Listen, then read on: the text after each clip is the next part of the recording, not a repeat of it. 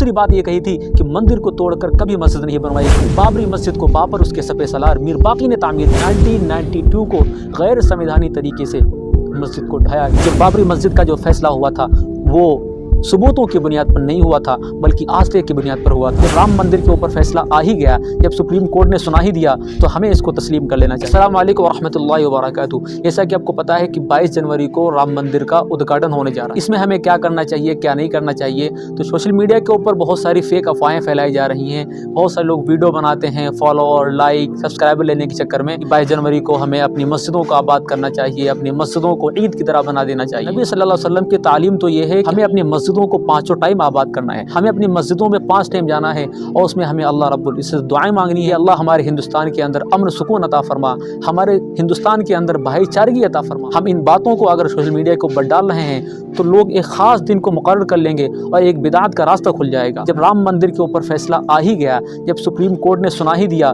तो हमें इसको तस्लीम कर लेना चाहिए। अगर वहाँ पर मस्जिद थी, अगर उस मस्जिद को तोड़कर मंदिर बनाया गया है तो हमारा ईमान तो ये है कि ता क़यामत तक वहाँ मस्जिद ही रहेगी। अगर वहाँ पर कभी मंदिर था और उस मंदिर को तोड़कर मस्जिद बनाई गई है तो हमारा ईमान ये कहता है मंदिर ही रहेगा, वहाँ पर नमाज नहीं हो सकती। हमें अपने बच्चों को बताना चाहिए, हमें अपनी नस्लों को ये बातें बतानी चाहिए कि राम मंदिर का जो फैसला हुआ था, जो बाबरी मस्जिद का जो फैसला हुआ था, वो सबूतों की बुनियाद पर नहीं हुआ था बल्कि आस्थे की बुनियाद पर हुआ था। बाबरी मस्जिद का केस सुप्रीम कोर्ट के अंदर गया तो सुप्रीम कोर्ट के जो जज थे उन्होंने 4 चीजें लोगों के सामने रख दी थी। वो ये सबसे पहली बात क्या कही थी कि बाबरी मस्जिद को बाबर उसके सपे सलार मीर बाकी ने तामीर किया था। दूसरी बात ये कही थी कि मंदिर को तोड़कर कभी मस्जिद नहीं बनवाई गई।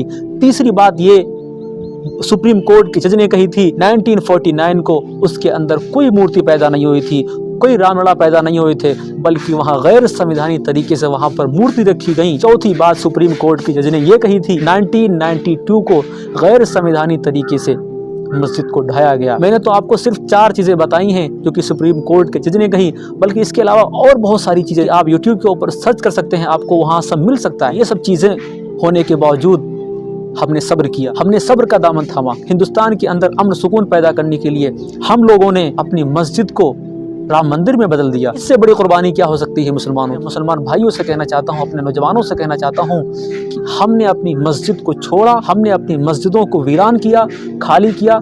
लोगों ने हमारी मस्जिदों को छीन कर वहाँ मंदिर बना लिया। हम क्यों अपनी मोहल्ले की मस्जिदों को आबाद नहीं करते? हम क्यों अपने शहर की मस्जिदों को आबाद नहीं करते? हिंदुस्तान के अंदर मुसलमानों पर जुल्म हो रहा है, ये एक इम्तहान घड़ी है, हमें इस इम्तहान में पास होना है। हम आने वाली नस्लों को ये ज़रूर बताएंगे कि वहाँ पर कोई मंदिर नहीं था बल्कि मस्जिद को तोड़कर मंदिर बनवाया गया। आने वाली 22 तारीख को हम सारे मुसलमान भाइयों को और जो दीगर हिंदुस्तान के अंदर जो मज़ाहिब हैं उनसे मैं एक अपील करना चाहता हूँ कि आप लोग भाईचारा बनाए रखें। इस दौरान कोई ऐसी बात ना हो जो कि हमारे ऊपर उंगली उठाई जाए। आप सब्र करें, अल्लाह रब्बुल इज्जत सब्र करने वालों के साथ में है।